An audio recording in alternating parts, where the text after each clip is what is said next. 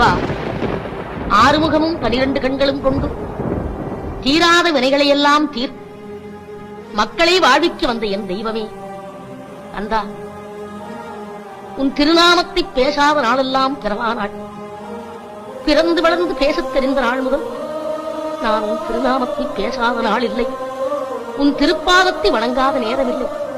சொல்லுக்குச் சொல் முருகா முருகா என்று சுந்தரத்தமிழில் இசை கலந்து செல்லுமிடமெல்லாம் உன்னை போற்றுபவருக்கும் பாடுபவருக்கும் கருணை காட்டும் என் தெய்வமே, உன் மாபெரும் காவியத்தை படிப்பவர், கேட்பவர், சிந்திப்பவர் அனைவரும் நற்பலம் பெற்று நல்வாழ்வு வாழ்கிறார்கள்.